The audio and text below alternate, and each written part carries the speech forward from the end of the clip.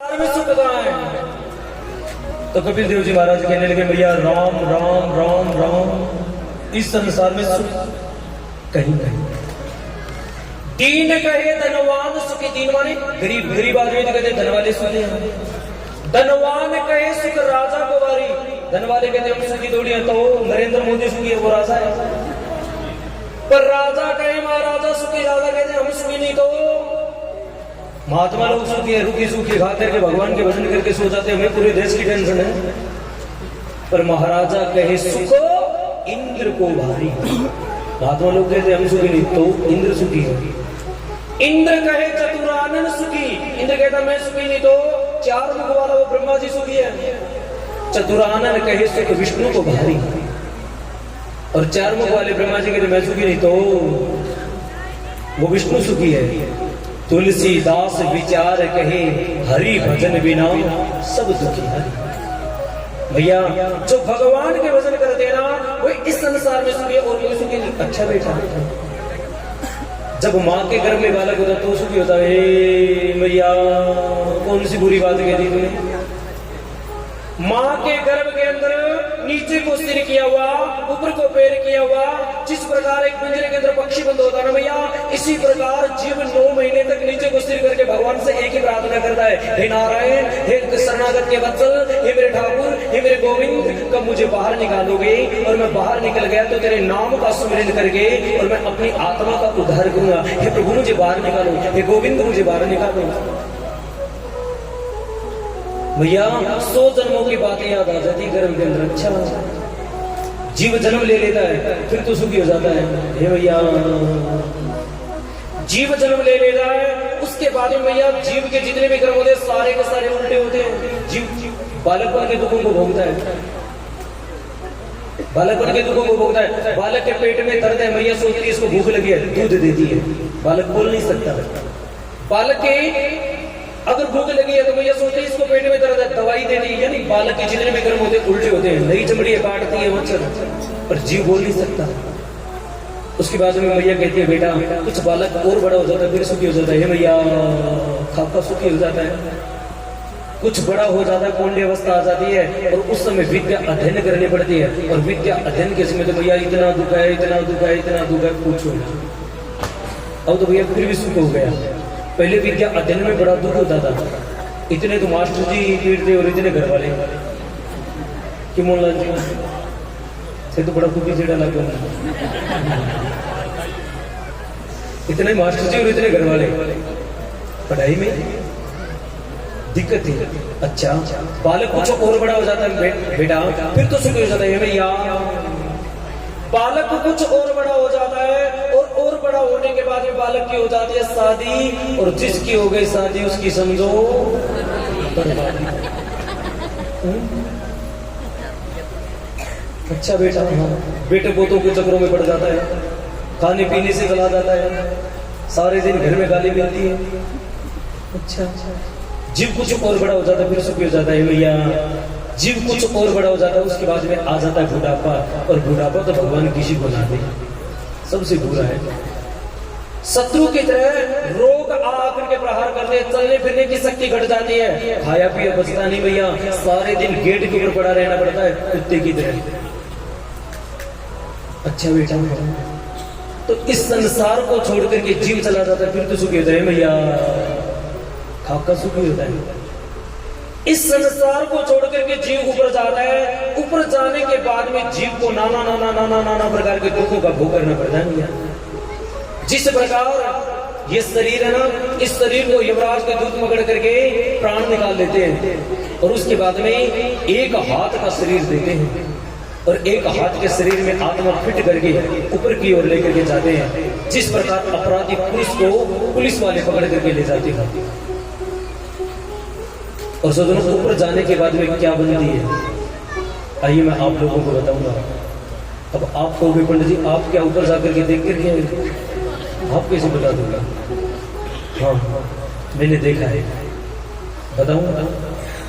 कई लोग कहते हैं यही करनी यही भरनी, मान लेता हूं मैं आपकी बात, यही करनी है यही भरनी है। तो एक बालक जन्म लेता है, वो जन्म से अंधा है, तो मेरे को बताओ जन्म लेते ही उसने कौन सी मोर मार दी? बंदा क्यों है?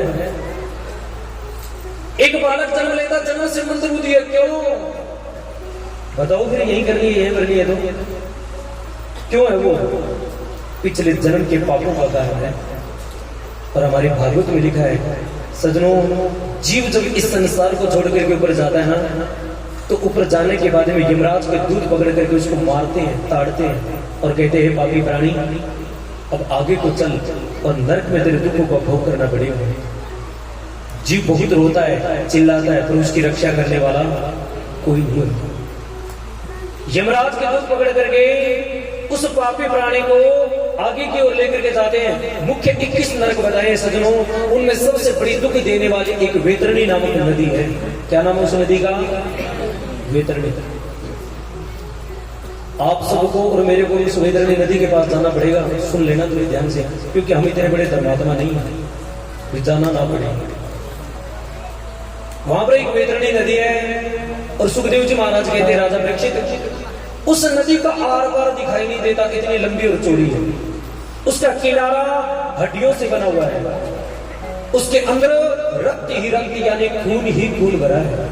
और पापी प्राणी को ले जाकर के यमराज के दूत वहां पर खड़ा कर देते हैं और कहते हैं, पापी प्राणी, अगर जीवन में तूने गोदान किया हो, गोमां की सेवा की हो, तो इसके अंदर नौका है, ये नौका खुद चल करके तेरे पास आएगी। अगर तूने गोदान नहीं किया, गोमां की सेवा नहीं की, तो ये नौका नहीं आएगी।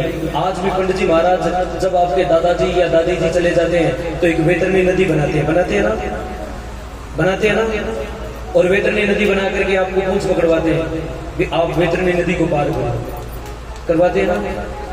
सच्चाई की बात तो यही है भैया, आपके दादाजी ने अगर पाप कर्म किया है तो आप वैतरणी पार करने से आपके दादाजी पार नहीं होंगे।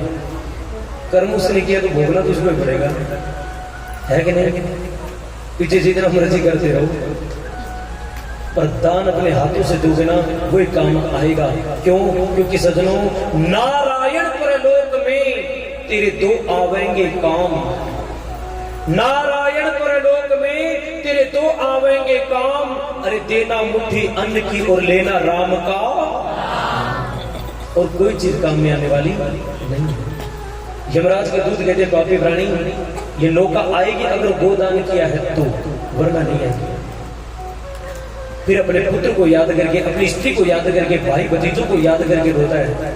यमराज के दूत कहते हैं, पापी प्राणी, पहले तो बड़ा खुश होकर के इस पाप कर्म को इकट्ठा किया, अब उल्टा मुख करके रो क्यों रहा है कि अब कर्म ही तेरे सामने है। और धर्मराज के दरवाजे पर तो सब एक है, चाहे ब्राह्मण हो, चाहे कोई और हो, चाहे निर्धन हो, चाहे धनवान हो, चाहे बलवान हो, चाहे निर्बल हो, भगवान के दरबार में हम सब एक हैं। और सच्चाई की बात है भैया, चाहे ब्राह्मण का खून निकाल करके, चाहे बनिए का खून निकाल करके, चाहे जाट का खून निकाल करके लेब में ले जाकर के टेस्ट करवा लो, कोई नहीं बता सकता ये ब्राह्मण का खून है। बता सकता है क्या?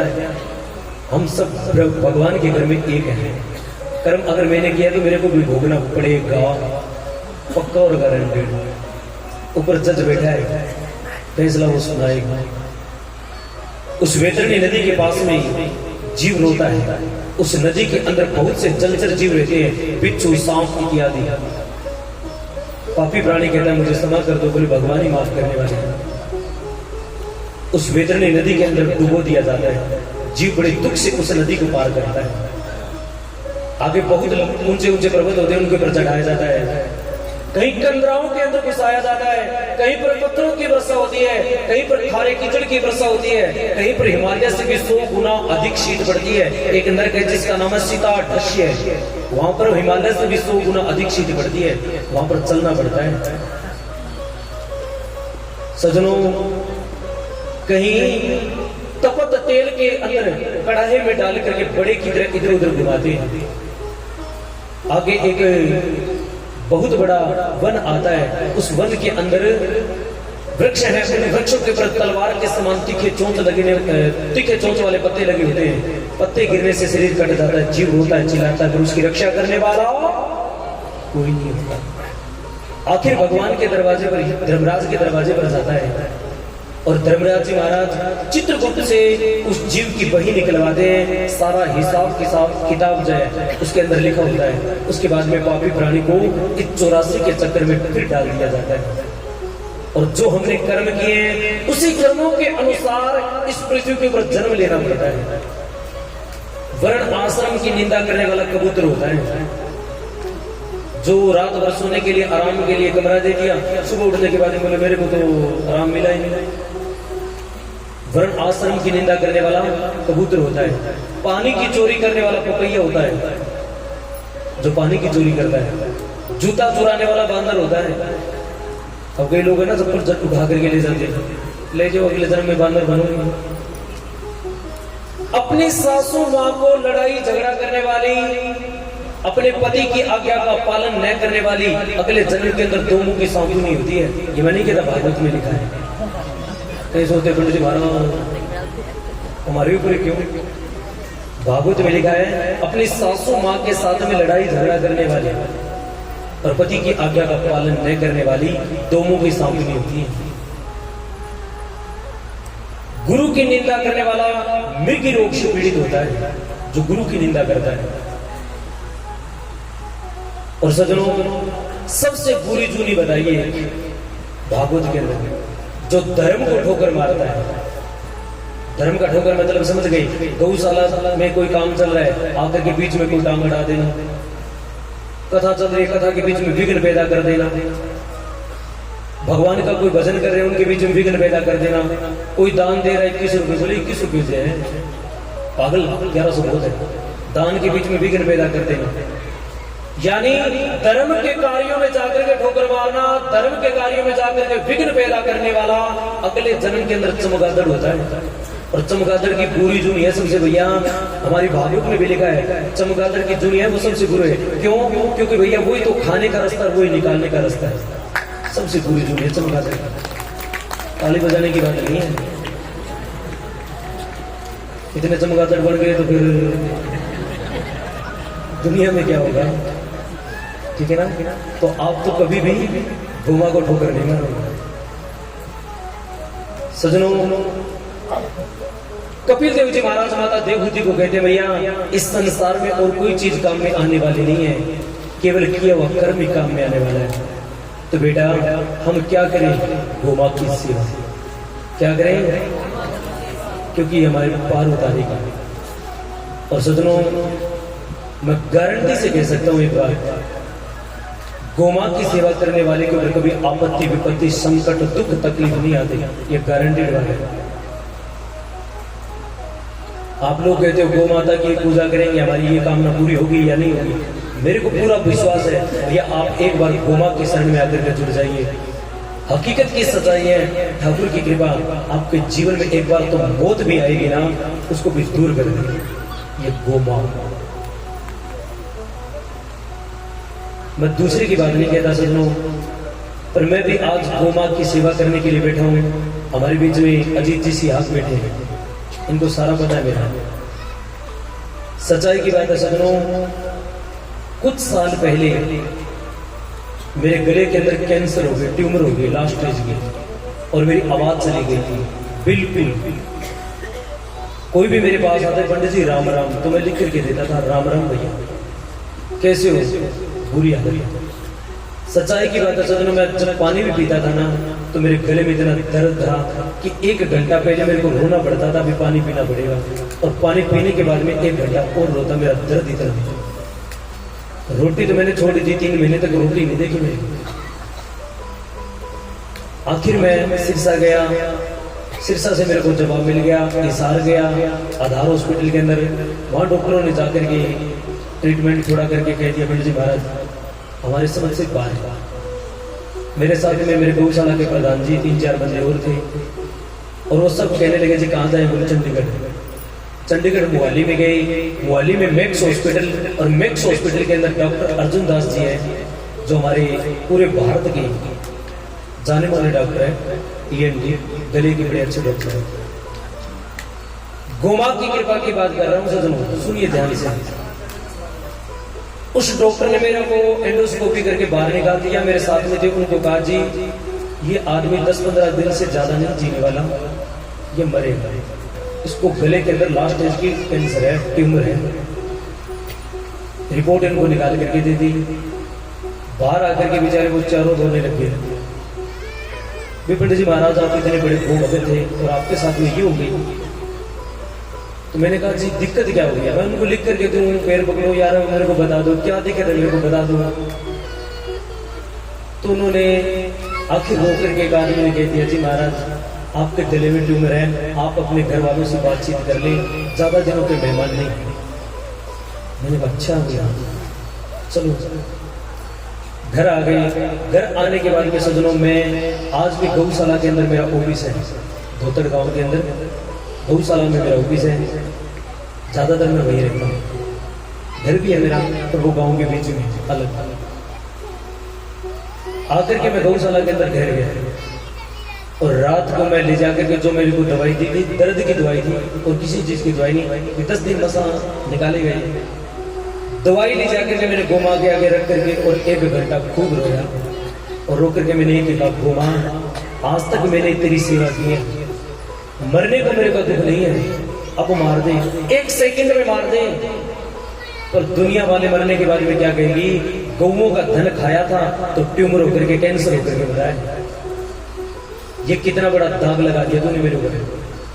और माँ या तो मेरे को आज रात को मार दे ठीक रहेगी, और आज रात को तूने नहीं मारा, अगर मैं ठीक हो गया तो इतने दिन में गो भगत था, आज के बाद में गौओं को मैं मारूंगा, मैं गो भगत नहीं रहूंगा। पता नहीं मैंने गौओं को क्या क्या कह दिया, गुस्से गुस्से आकर के सो गया। करीब 1 बजे के लगभग के टाइम सोने के बाद में सदनों रात को मेरी परम पूजनीय प्रातः सुब्रणी गुरुदेव धर्मदेव जी महाराज श्री आए, वो वृंदावन की भूमि दिखाई दे, कहने लगे पंडित जी महाराज खड़े हो। मैंने कहा जी, बोले बेटा खड़े हो। खड़ा हुआ, बोल तो भजन सुना। मैंने कहा गुरु जी गले में दर्द, आपका दिमाग खराब है। तो भी थोड़ा उल्टा सीधा बोलने लगे, तेरे को कभी कोई काम कह दो, कभी कोई काम कह दो, ना ही करना है। मैंने कहा चलो सुना देते हैं। 2 भजन सुनाए, उसके बाद में मेरी आंखें खुली। आंखें खुलने के बाद मैंने सोचा यार गुरु के दर्शन हुए और गोमा ने शायद तेरी पुकार सुन ली भी होगी, तो बोल करके तो देख।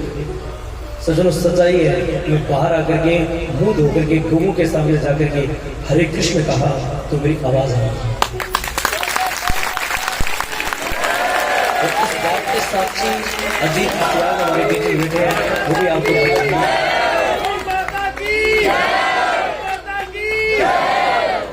और सजनों मैंने बोली भी नहीं थी।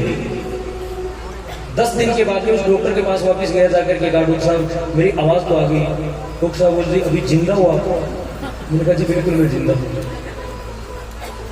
बोल जी आप बोल रहे हो? मैंने कहा जी मैं बोल रहा हूँ। बोले महाराज जी बैठो आप। उसने मेरे को थोड़ा एंडोस्कोपी और ट्रीटमेंट किया। उसके बाद में कहने लगी जी आप किसको मानते हो? मैंने कहा जी गोमा को। बोल जी आपकी आपत्ति गोमा ने ले ली, आपके पास में कोई दिक्कत नहीं है, और मैं लिख करके देता हूँ आपको कोई दवाई नहीं। और महाराज जी आप गोमा को ही मानिए, ठीक है ना, आपका दूसरा जीवन है। मैंने कहा अच्छा जी। सजनों सच्चाई की बात है, उन्होंने मेरे को रिपोर्ट भी दी और आज भी वो रिपोर्ट मेरे पास लेमिनेशन करके रख रखी है। कोई भी देखना चाहे तो मैं उसको दिखा भी सकता हूँ, ये भी मेरे पास है। हाँ मेरे कमरे पर आकर के कभी देख लेना, वो रिपोर्ट में 24 घंटा साथ में रखता हूँ, क्योंकि उस रिपोर्ट को देख करके एक बार मन में होता है बेटा हाँ इनके साथ लगा करेगा तो तेरी मौत तेरे सामने है। तेरे को बिठाने वाला कौन है? गोमा।